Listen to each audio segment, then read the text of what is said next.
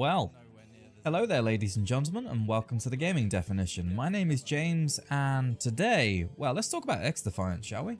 So, XDefiant has been out for, well, just over a week now, and I've had a chance to get a proper feel for the game, test out different weapons, and just generally see how things are going. So let's have a little talk about it. How good is it? What are the issues? What it does well, what it does badly, what could improve, what I like, what I dislike, all that sort of stuff. I will of course preface this by saying straight away, I enjoy the game, I really like it, and the gameplay loop is something that works for me personally. But even with how much I enjoy the game, it is still obviously far from perfect. The game comes with many glaring issues, and some of them were present in older playtests, albeit they were much more apparent back then. But they're still here right now, and we just need to talk about them. But before we get to all that, let's talk about the good first. What is it that keeps me playing, entertained, and coming back for more? At number one, here is a personal favourite of mine. I've been preaching this for years, and this feature has not been present in any other games, like COD, Apex, or anything like that, and it's played a large part in me not playing those games anymore. I've been begging for this feature to be added to something for the longest time. You've probably heard every complaint from me under the sun that I've brought to the table about it for years, and we finally have a game that's listened. Input-based matchmaking is here. Oh! It's here! The glory days of the classic PC experience are finally back. The large majority of games I've played have been in the input-based matchmaking bracket for mouse and keyboard, and my word, is it night and day difference when you switch it on and off. Over the years, I've faced top players from both mouse and keyboard and control. You can find faults in the play of someone on mouse and keyboard, they're not infallible. But a top player on the other input that shall not be named, you'll almost never come out on top unless you're using a one-shot cheese weapon. But more on that later. Moving on, we of course have the maps. The maps are, for the most part, a breath of fresh air. Visually, they're pretty much all bright, vibrant, and a pleasure to look at. Enemies stand out if you're looking for them, but not to the point that you can't sometimes position to catch people off guard. There are plenty of rush routes and angles of approach, use movement to zip from cover to cover, and there is a lot of it. Some maps might have a bit too much for my personal liking. The shopping centre map is one example of this, I can't remember the name of it. It feels more claustrophobic than Shipment is for me, and personally I think it could do a bit of decluttering and maybe remove a couple head glitches here and there. But again, that is my personal opinion. That might just be the design philosophy for the map. As previously mentioned, the movement is still solid. Whatever issues I faced before with the dead slides or inputs not being recognised movement-wise, they seem to have been ironed out. Yeah, it doesn't feel as fast as older iterations of the game, but it's still enough to outplay enemies when used correctly, and generally is a nice addition to the game. Air strafing and changing direction mid-air is quite amusing, especially when it enables you to dodge a few shots and catch the enemy off guard. This essentially creates the word that Activision are afraid of. Ooh, skill gap, ooh. My next point is short and sweet, but it's about OG weapons. So yeah, this is very simple, but I personally love guns like the M16, ACR, MP5 and AK-47. I like the fact that they're brought back into the spotlight again, and they have their real names. It's like we've gone back to the OG COD 4, Modern Warfare 2, Modern Warfare 3 days, as in the real variants of those games, and we can relive the glory days in an entirely new environment.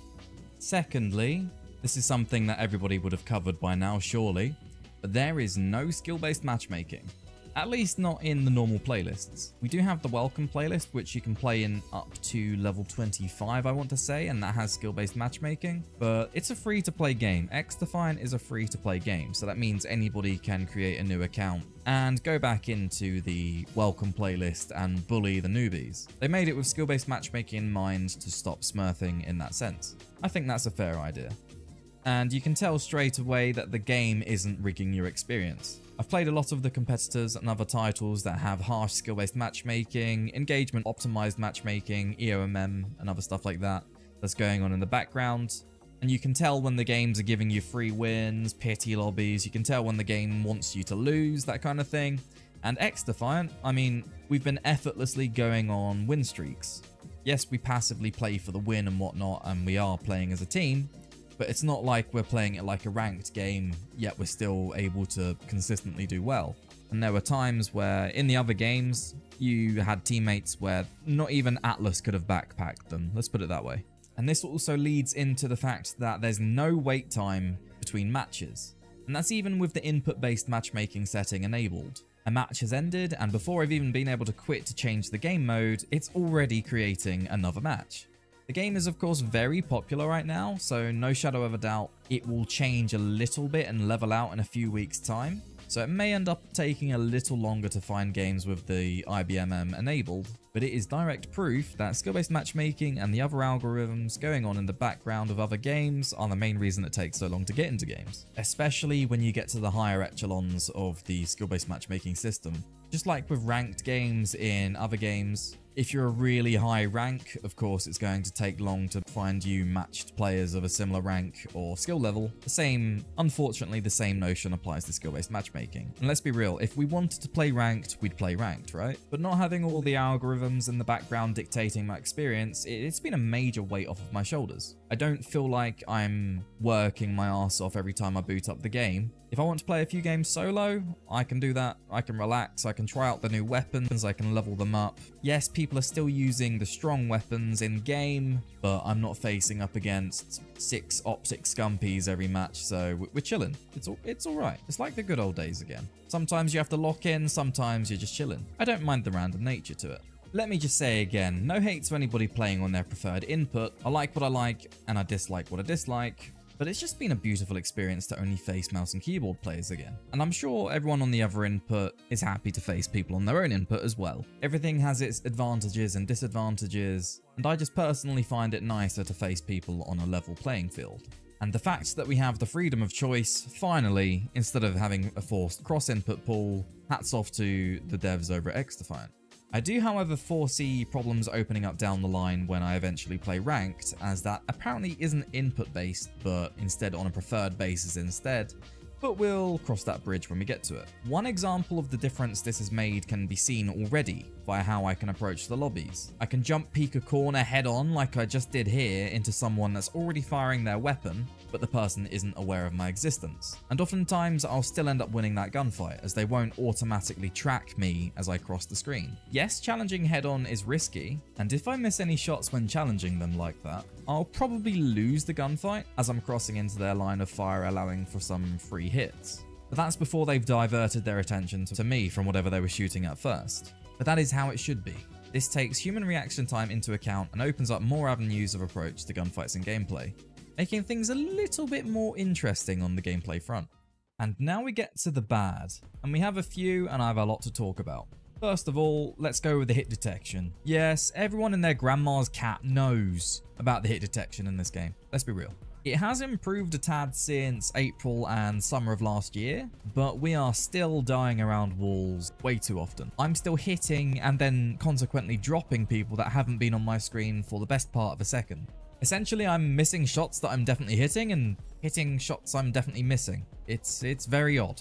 It is something that I hope they continue to work on until it becomes all but a distant memory. Yeah, there will always be some level of desync in a multiplayer shooter, but right now it's above what I'd call a reasonable level. I'm looking forward to seeing what they do with their next big attempt at fixing it.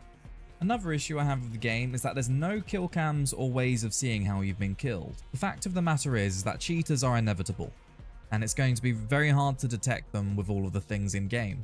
I haven't faced any so far in about 14 hours of gameplay or so, but that doesn't mean there aren't any out there already.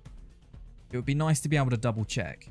We of course do have a lot of people using the wallhack class in game, but players could just use this to disguise the fact that they have one enabled permanently. In the kill feed as well, we can't tell if an enemy has dropped you with a headshot or with just normal shots. The icon remains the same regardless, so a little change there or an extra crosshair above the gun would be nice. Just a few subtle changes here and there will make the world of difference, essentially.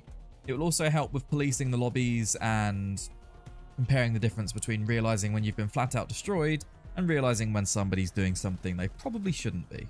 A damage report as well wouldn't go amiss, seeing where in the body you were hit, how many players were shooting at you, that kind of thing. It's just generally nice to have that sort of stuff in a hero shooter in general. And now we get to the most controversial part of the video, for some reason, the snipers. Snipers are egregiously overpowered in this game. One sniper One person sniping in a lobby can cause everybody else to swap to a sniper as well. Isn't that generally consistent with something being overpowered when one person uses it and everyone else has to as well? There are a few TTK charts circulating around showcasing the default TTK values for the guns at all effective ranges, whether that's bullets to kill or the amount of time. I've not seen one including headshot TTK and anything like that yet, but all of the values point towards an easy one-shot kill being too strong for the game. This is of course as well assuming you hit every single shot without missing. Every shot missed will naturally increase the time to kill, and it's just not humanly possible or realistic to expect to hit every shot all the time. Essentially, snipers right now are far too consistent and lack effort when compared to other primaries in the game. When you look at it, they don't have enough of a specified role. You can use them up close and beat SMGs or shotguns way more than you should be able to, and that's their effective range by the way. Not the snipers, but the shotguns and SMGs are meant to be used up close. Mid to long range in their general effective range, you can shut down sightlines too easily, jump in and out of cover, and get shots off with little to no danger to you far too easily. Combine that with all of the abilities in the game and also the fact that they can use the 120 HP character too, you're going to have a rough time, generally speaking. There just isn't really a correct way of approach to fighting a sniper. You're pretty much always on the back pedal. Even when flanking, due to how long it takes to drop somebody, they will have time to 180 and potentially get you before you get them. Whereas if you get a drop on somebody with a sniper rifle, if you flank them or whatever, they will not be able to react, you'll hit the shot, and it'll be over. That's it. They are far too mobile with not enough punishment. They are far too easy to use without enough challenge. The devs have of course mentioned that they'll be adding flinch to the snipers, but personally I'm not sure if this will be enough in the long run. I mean, if you remember the OG COD days of flinch on snipers, the amount of times camping sniper prone aiming at your feet, and then you shoot them once or twice and end up in a kill cam watching them flinch headshot you. Yeah, that's, I hope it doesn't end up like that. One balancing factor I feel would be a step in the right direction would be a larger focus on headshots, being the deciding factor for whether a one shot is possible. The fact of the matter is, they just really don't fit the style of gameplay within XDefiant. When your TTK values are on average about 400 milliseconds, yeah, that's at close range. Things are going to have to change. Ah, right, here is the most important part of the video for me personally. It seems in the modern era of FPS games, we are unfortunately destined to have mouse input issues and just mouse input that doesn't work fully. It's stuttering so badly, stop! What's that? What's this? Oh, we're back. It's working again. What? In XDefiant, if you're not aiming down sights, it does feel fine, but the moment you transition to ADS, it just feels like it's always dragging slightly behind. It never feels like it's where it should be. It's no longer as responsive and has a sort of filtered feel. I mean, I've messed around with different ADS sensitivities, troubleshooted my computer, tested pretty much everything to see if it's a problem on my end. Unfortunately, to no avail. And unfortunately, a lot of skilled aimers and gamers on mouse and keyboard are agreeing or noticing with a similar sort of issue. So it can't be on everyone's rig. It can't be an issue of everyone's aim. There's got to be something going on. It isn't as bad as 2042 or some other modern FPS titles, but it is still leading to a lot of missed shots or lost gunfights that would otherwise be easy wins. And I'm sure you can imagine how annoying that can be. Now, let's talk a little bit about the abilities that annoy me the most. Of course, we're starting off with the spider bot. For me, this is the worst one entirely, partly because it's entirely AI controlled. The player using it drops it and it'll automatically seek out an enemy to grief. When you see it, it's generally easy to get rid of, sure, but far too many times you'll get caught mid-gunfight with no way of seeing it, or turn a corner, just have it grief you there, again with no way of knowing it was there. Sure, when the audio works you can tell it's coming for the most part, but I almost never hear it skittering around until it's way too late, already way too late. You can shoot at the floor to get rid of it when it's latched onto you, but of course mid-gunfight, even if you've got the enemy on 1 HP, you're not going to have time to do that, and the hipfire doesn't work, so you're not going to end up getting the kill on that enemy that you have on 1 HP. So again, another frustration farm right there. There's also a bug with it in the game that has been there for over a year now, where it's on you stunning you, but it's actually on the floor away from your face and you can't destroy it. So you don't technically see it on your face, but it is hitting you, and your teammates can shoot at it on the floor. They'll get hit markers as if they're hitting it and it won't get destroyed. It also doesn't help that the moment it's deployed, it already knows where you are and runs straight to you. the enemy player can just follow it and get a free kill essentially. Because you will have to shoot that before you shoot the player, and in a lot of scenarios, you'll just be dead. It's just a bit too brainless, and I feel a rework would be nice, as generally speaking, it takes the fun out of lobbies whenever it's present.